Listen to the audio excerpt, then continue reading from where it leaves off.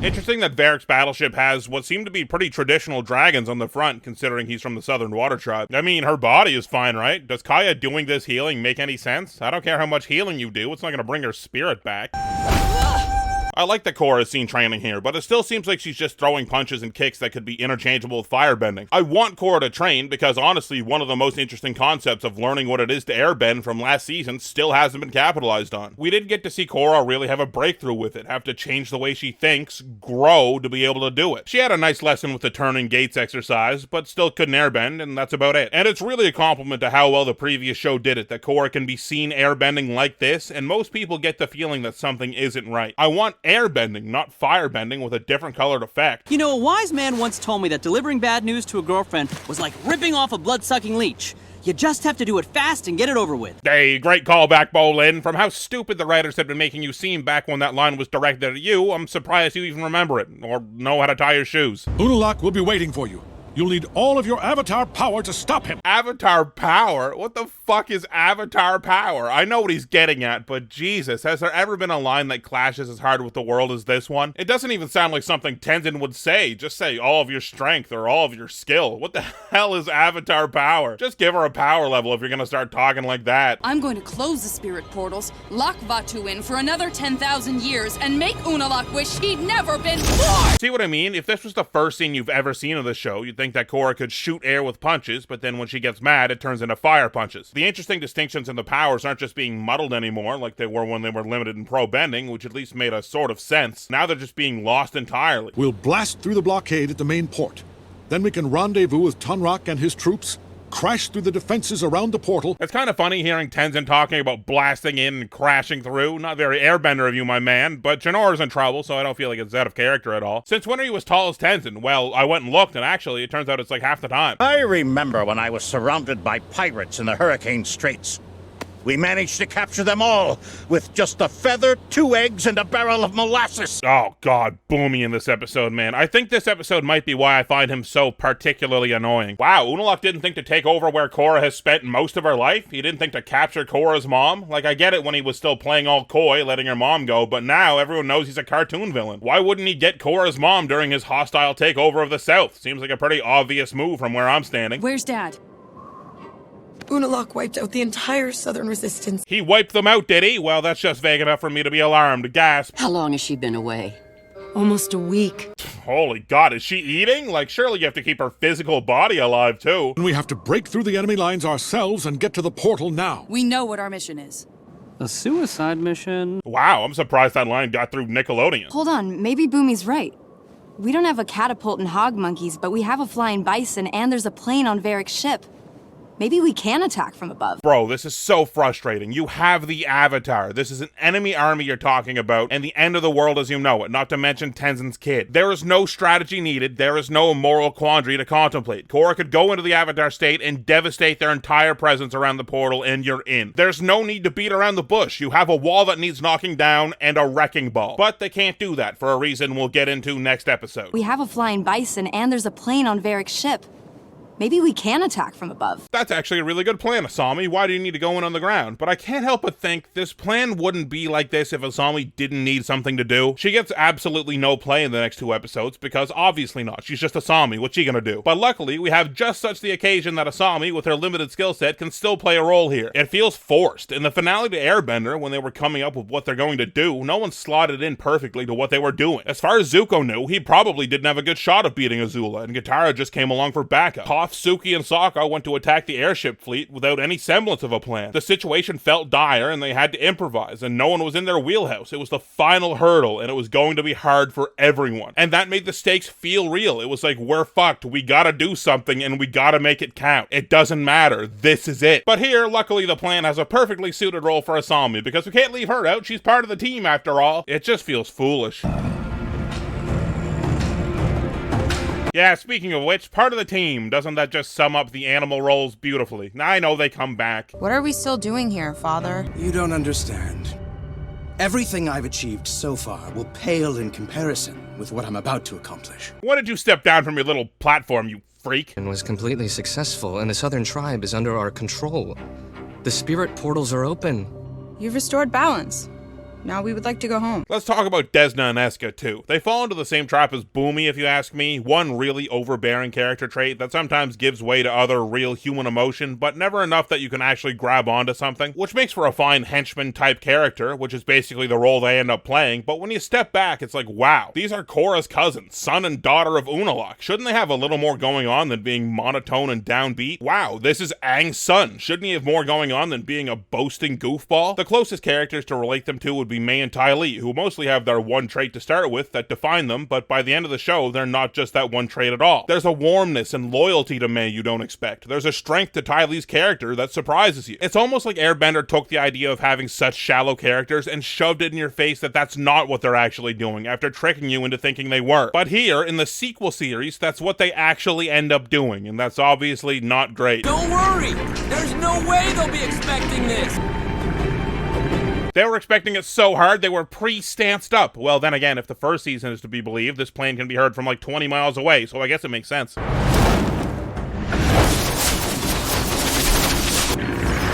This is some pretty fucked waterbending, right? The only bending we've ever seen be really dangerous to something in the sky is a team-up attack used by two benders. Because obviously this seems way out of the realm of possibility from one person. And I think it still does. This doesn't seem right to me. Bolin isn't even double tied off? What, are you asking to die?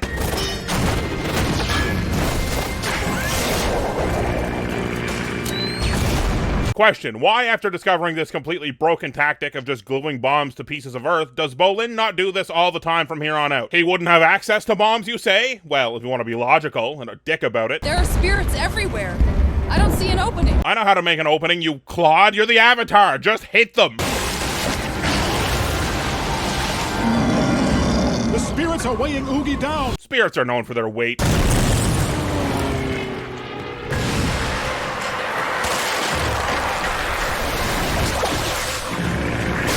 Good thing you guys showed up and defeated the plane instantly. Where were you? Your dad literally said go wait for the Avatar. It's like May and Ty Lee not being present during the eclipse again. I wonder if at this point there's been more water kicks than other waterbending. Yeah, probably not, but it's probably a pretty good chunk. Brace yourselves!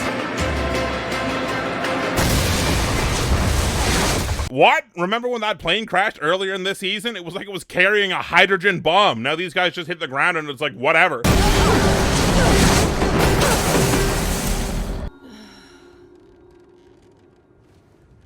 Dad. What the hell? Put them in different tents. Put them in different cells. Katara's not a metal bender. I can pretty much guarantee you that. You've all got front row seats for the beginning of the New World Order. Weird to throw in the term New World Order here. Like, that shit was already a term back then. Wait, are we in Unalaq's tent, by the way? It's got the platform he was chilling on a minute ago. You don't have another tent you could throw them in? What is this, Republic City? There's only two destinations, inside and outside? You think what Avatar One did was good? Driving almost all the spirits from this world? The Avatar hasn't brought balance, only chaos. So Unalaq knows the story of Wan, and his philosophy is that Wan was wrong in separating the two worlds. Okay, that's fine. It's even a reasonable idea to hold, honestly. But if he knows the story of Wan, that also means he knows what Vatu is. How would he have learned about Wan without learning that? Vatu is the spirit of darkness and chaos. Rava says it outright. He is the force of darkness and chaos. So Unalaq's saying that the Avatar has brought chaos. While he can believe that all he wants, I think he has to know that releasing and fusing with the spirit of darkness and chaos, as he plans to do, is not going to make the world less chaotic. He has to know this. It could be that he meditated in the spirit world at one point and met Vatu, and since then has been unknowingly influenced by him, I suppose. But still, he would have to start the journey of meeting Vatu having that knowledge. Regardless, if he knows all this, why is he putting on this act at this point? He is straight up evil, like textbook dictionary definition evil. He even calls what he will become the Dark Avatar. And together we will become the new Avatar. A dark Avatar. Unalaq's motivation, at least what he says it is, and Unalaq's actions don't seem to match up at all. Are you doing this for the good of the world, the good of the spirits, or just to become powerful? Your words say the first two, but your actions scream the last one. Oh, you want to play some more? Well, bring it on. Man, this show might be kind of cool if they could punch people. That looked pretty nice. Ooh, Bumi has pulled out his classic multi-hand technique. What a treat for the audience. So, it's interesting that music calms the spirit down. The only thing I'm aware of that can change a spirit's form is Unalaq's snake oil bending. You think if Chong and Lily showed up, they could make them all relax? Eska, Desna, listen to me. You've got to help us stop Unalaq. Korra kind of got that Lin look going a little bit. Once he fuses with Vatu, no one will be safe. Desna, he won't be your father anymore. Why not? A ton of people in my Beginnings Part 2 episode yelled at me that the spirit of good and light and peace definitely wouldn't have any influence over the person that is fused with it. Why wouldn't he be the same, they say. And honestly, I can see the argument for Wan. Wan was already a great guy, selfless, heroic, so fusing with Rava would probably only strengthen those traits. But thinking that being fused with the spirit of peace and good and light from the moment you are born wouldn't have an effect on how you turn out as a person seems kind of silly to me. But then people will still argue that Korra is still mean and rude all the time despite being fused with Rava, and I'm arguing that she probably would have been even meaner and ruder. Or maybe she wouldn't have, because if she wasn't fused with Rava, she wouldn't be the Avatar, so she wouldn't have that huge ego and entitlement since like the age of 4. So maybe she would have turned out entirely different. I don't know, there's a weird nature versus nurture argument to be had there. But yeah, anyway, I stand behind my point from Beginnings Part 2. I think that the Avatar being half the spirit of ultimate light is bad for the character and sort of silently undermines them. You know, if I wanted some ball of evil lurking over my shoulder all the time, I'd have stayed home with my mother-in-law. Woo! They did it! They solved comedy! Let's fucking go! I'm out of here. I'm leaving. Why am I here? They said the funniest thing.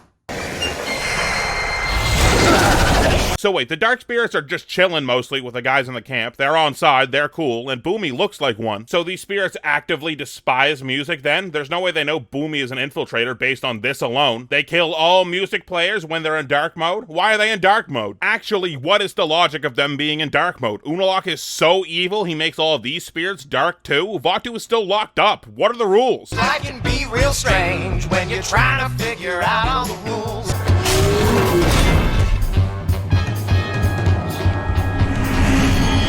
It has been set up that spirits can weirdly possess machinery in this world, which is an odd choice, I think, but also kind of cool. Okay, so like, this is the dumbest shit ever. Bumi's been boasting about all this crazy, unbelievable stuff he's done for a lot of the season, but mostly this episode. So am I supposed to take that as because he pulled this off, all of those stories are actually true, or because he's obviously so completely lost, fumbling, and an idiot during it all, that they were all still lies, and he just so happened to accidentally save the whole group and tear the camp apart? Either answer is really dumb. Second, what's the tone we're going for here, guys? Airbender could juggle jokes and seriousness very well, but when a situation was serious, it was solved seriously. Sometimes with some levity, but never enough to break your immersion. Here we have the world about to end, a little girl's soul is about to be lost forever, and that can't be solved because everyone is captured by Unalaq minus Bumi. A very high-stakes, serious situation, which is then solved in about a minute by some idiot running around with a flute and getting a mech possessed by ghosts. You see how those stakes and what resolves those stakes clash really, really hard? The design on Tonrock's coat goes from having 3 triangles around the edges in this shot to having 4 in this shot. Can you take Oogie and my dad back to my mom? You bet. I'm fucking great at driving things. I bet I can figure out a bison. Asami, can you be removed from the finale because you won't have anything to do and it'll be awkward if you're just standing around? Yep, yep.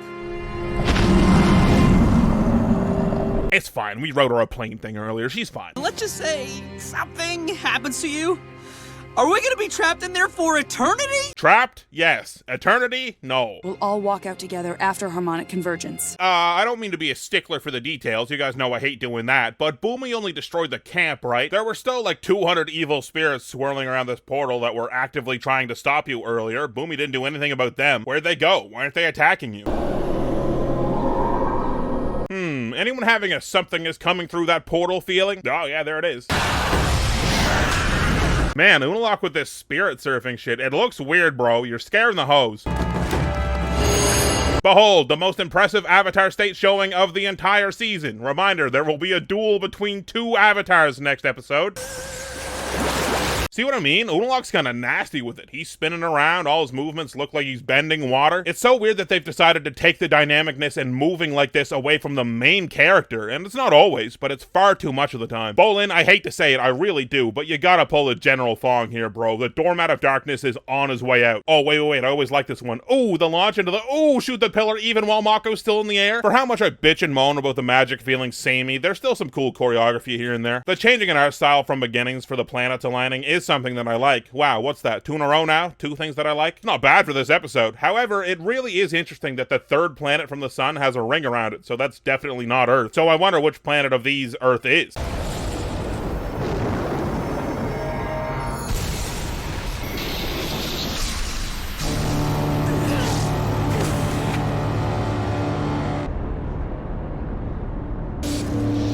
Hey, What smells like blue? I'm even more confused now. We didn't see the physical world last time this happened, but this didn't seem to take place last Harmonic Convergence. There wasn't this big Vatu-coded shockwave, at least. I'm unclear why this is happening. It could just be spirit energy, but purple is definitely the color most associated with dark spirits, so you definitely get to feel this is evil energy engulfing the Earth, but I don't know why. Vatu hasn't done shit yet. He's not even free yet, so why is the planet all purple now?